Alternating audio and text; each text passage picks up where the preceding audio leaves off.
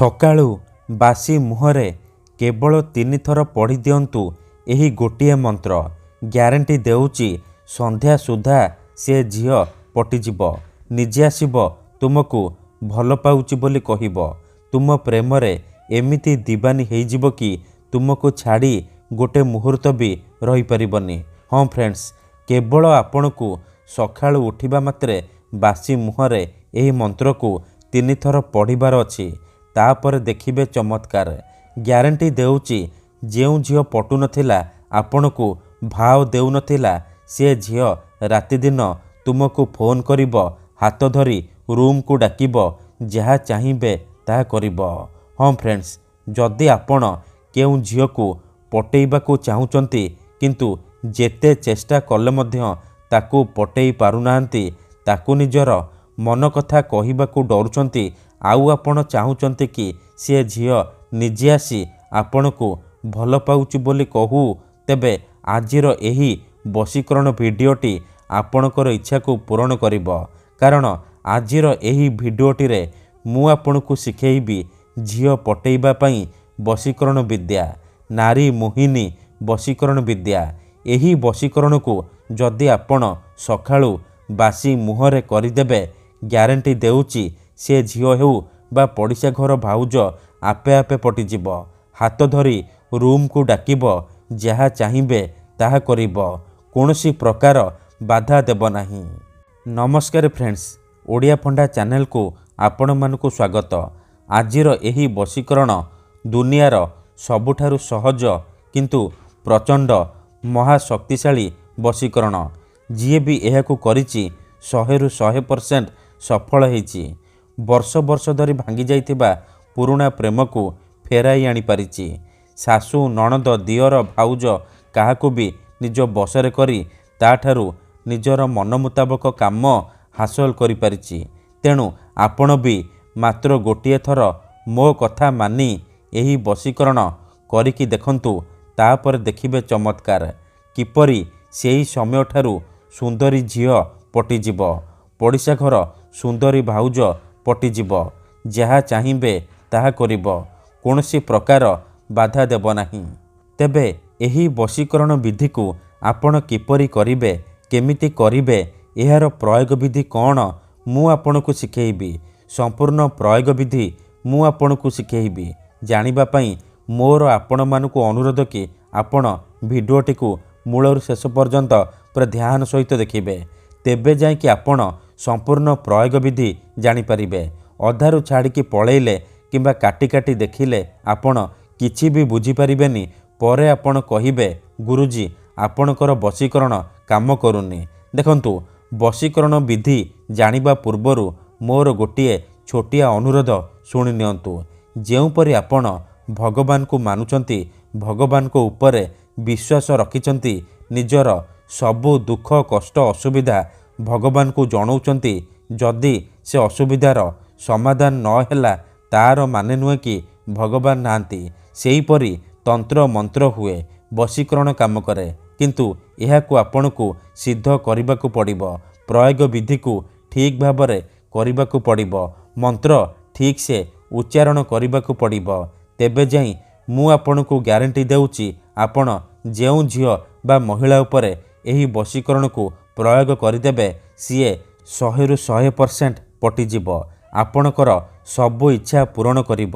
ତେବେ ବଶୀକରଣ କରିବା ପୂର୍ବରୁ ବଶୀକରଣ ବିଷୟରେ କିଛି ଜାଣି ରଖନ୍ତୁ। ବଶୀକରଣ କ'ଣ ପାଇଁ କରାଯାଏ? ଯେତେବେଳେ ଆପଣ କାହାକୁ ନିଜଠାରୁ ଅଧିକ ଭଲ ପାଉଛନ୍ତି, ତା ବିନା ବଞ୍ଚିପାରିବେନି ଭାବୁଛନ୍ତି, ତା ପଛରେ ଗୋଡ଼େଇ ଗୋଡ଼େଇ ଥକିଗଲେଣି, ନିଜର ସବୁ ସମୟ ସାରି ସାରିଲେଣି, କିନ୍ତୁ ସେ ଝିଅ ବା ନାରୀ ଆପଣଙ୍କୁ ଭାව ଦେଉନି, ଆପଣଙ୍କୁ ଦେଖିଲେ ଅଣଦେଖା କରୁଛି, ସେତେବେଳେ ଆପଣ ବଶୀକରଣ କରିପାରିବେ। ବଶୀକରଣର ମାନେ ହେଉଛି ନିଜର ଭାବନାକୁ ଅନ୍ୟର ଦିମାଗରେ ପହଞ୍ଚାଇବା, ନିଜର ଭଲ ପାଇବାକୁ ସେ ଝିଅ ବା ମହିଳାର ଦିମାଗରେ ପହଞ୍ଚାଇବା, ମାନେ ଅନ୍ୟର ଦିମାଗରେ ପହଞ୍ଚାଇବା। ତେଣୁ ମୋର ଆପଣମାନଙ୍କୁ ଅନୁରୋଧ କି ମନରେ କୌଣସି ଖରାପ ଉଦ୍ଦେଶ୍ୟ କିମ୍ବା କୌଣସି ଖରାପ କାମ ପାଇଁ ଆପଣ ଏହି ବଶୀକରଣ ମନ୍ତ୍ରକୁ ପାଠ କରିବେନି। କାହିଁକି ନା ଏହି ବଶୀକରଣ ମନ୍ତ୍ର ହେଉଛି ଦୁନିଆର ସବୁଠାରୁ ସହଜ କିନ୍ତୁ ମହାଶକ୍ତିଶାଳୀ ବଶୀକରଣ ମନ୍ତ୍ର। ଏହି ମନ୍ତ୍ରକୁ ଯଦି ଆପଣ ସକାଳୁ ଉଠିବା ମାତ୍ରେ ବାସି ମୁହଁରେ 3 ଥର ପଢ଼ିଦେବେ, ଗ୍ୟାରେଣ୍ଟି ଦେଉଛି ସେ ଝିଅ ହେଉ ବା ପଡ଼ିଶା ଘର ଭାଉଜ ଆପଣଙ୍କ ପ୍ରେମରେ ଦିବାନୀ ହୋଇଯିବ, ଆପଣଙ୍କ ଆଡ଼କୁ ଆକର୍ଷିତ ହେବାକୁ ଲାଗିବ, ନିଜେ ଆସିବ, ଆପଣଙ୍କ ସହିତ ସମ୍ପର୍କ ରଖିବ, ଆପଣଙ୍କୁ ଛାଡ଼ି ରହିପାରିବନି। ଠିକ୍ ଅଛି। ତେଣୁ ଯଦି ଆପଣ ଏହି ବଶୀକରଣ କରିବାକୁ ଚାହୁଁଛନ୍ତି, ସେ ଝିଅ ବା ଭାଉଜକୁ ପଟେଇବାକୁ ଚାହୁଁଛନ୍ତି, ତାକୁ ନିଜ ବଶରେ କରି ତାଠାରୁ ନିଜର ମନ ମୁତାବକ କାମ ହାସଲ କରିବାକୁ ଚାହୁଁଛନ୍ତି, ତେଣୁ ମୋର ଆପଣମାନଙ୍କୁ ଅନୁରୋଧ କି ଆପଣ ଭିଡ଼ିଓଟିକୁ ପୁରା ଧ୍ୟାନ ସହିତ ଶେଷ ପର୍ଯ୍ୟନ୍ତ ଦେଖିବେ। ତା ପୂର୍ବରୁ ଯଦି ଆପଣ ଆମ ଚ୍ୟାନେଲକୁ ନୂଆ ଆସିଛନ୍ତି, ତେବେ ଦୟାକରି ଚ୍ୟାନେଲକୁ ସବସ୍କ୍ରାଇବ୍ କରି ପାଖରେ ଥିବା ବେଲ୍ ଆଇକନ୍କୁ ମଧ୍ୟ ଦବାଇ ଦିଅନ୍ତୁ, ଯାହାଦ୍ୱାରା ଆମେ ଯେଉଁ ବି ଭିଡ଼ିଓ ଅପଲୋଡ଼ କରିବୁ ସର୍ବପ୍ରଥମେ ଆପଣ ଦେଖିପାରିବେ ଆଉ ତାହାର ଲାଭ ପାଇପାରିବେ। ଠିକ୍ ଅଛି। ତେବେ ମନେ ରଖନ୍ତୁ, ଏହି ବଶୀକରଣ ବିଧିକୁ ଆପଣ କେଉଁ ବି ବାରରେ କରିପାରିବେ, କିନ୍ତୁ ଯେବେ ବି କରିବେ ସକାଳୁ ବାସି ମୁହଁରେ କରିବେ। ବିନା ହାତ ଗୋଡ଼ ମୁହଁ ଧୋଇକି ସକାଳୁ ବାସି ମୁହଁରେ କରିବେ। ପ୍ରଥମେ ଆପଣ କ'ଣ କରିବେ, ଯେତେବେଳେ ରାତିରେ ଶୋଇବା ପାଇଁ ଯିବେ, ଗୋଟିଏ ଗ୍ଲାସରେ ଚିନି ପାଣି ଆଣିବେ। ତାପରେ ସେ ଚିନି ପାଣିର ଗ୍ଲାସକୁ ନିଜର ସାମ୍ନାରେ ରଖିବେ ଆଉ 7 ଥର ସେଇ ଝିଅ ବା ମହିଳାର ନାମ କହିବେ, ଯାହାକୁ ଆପଣ ନିଜ ବଶରେ କରିବାକୁ ଚାହୁଁଛନ୍ତି। ପ୍ରଥମେ ଆପଣ ତାକୁ ମନେ ମନେ ଭାବିବେ, ତାହାର ମୁହଁକୁ ନିଜ ମନରେ ଭାବିବେ। ତାପରେ 7 ଥର ସେଇ ଝିଅ ବା ମହିଳାର ନାମ କହି ଆପଣ ପାଣି ଗ୍ଲାସରେ 3 ଥର ଫୁଙ୍କିଦେବେ। ତାପରେ ଆପଣ ସେ ପାଣି ଗ୍ଲାସକୁ ନିଜର ଖଟ ତଳେ ରଖିକି ଶୋଇପଡ଼ିବେ। ଯଦି ଆପଣ ଖଟରେ ଶୋଉନାହାନ୍ତି, ତଳେ ଶୋଉଛନ୍ତି, ତେବେ ଆପଣ ସେ ପାଣି ଗ୍ଲାସକୁ ନିଜର ମୁଣ୍ଡ ପାଖରେ ରଖିକି ଆପଣ ଶୋଇପଡ଼ିବେ। ସକାଳେ ଉଠିବା ମାତ୍ରେ ଆପଣ ବାସି ମୁହଁରେ, ବିନା ହାତ ଗୋଡ଼ ମୁହଁ ଧୋଇକି ଆପଣ ବାସି ମୁହଁରେ ଆଖି ବନ୍ଦ କରିକି ସେଇ ଝିଅ ବା ମହିଳାକୁ ଭାବିବେ, ମନେ ମନେ ଭାବିବେ, ତାର ମୁହଁକୁ ନିଜ ମନରେ ଭାବିବେ। ତାପରେ ଏହି ମନ୍ତ୍ରକୁ 3 ଥର ପଢ଼ିବେ ଆଉ 3 ଢୋକ ପାଣି ଆପଣ ପିଇଦେବେ। ଦେଖନ୍ତୁ, ମନେକର ଆପଣ ଯେଉଁ ଝିଅ ବା ମହିଳାକୁ ନିଜ ବଶରେ କରିବାକୁ ଚାହୁଁଛନ୍ତି, ତାହାର ନାମ ହେଉଛି କାଜଲ।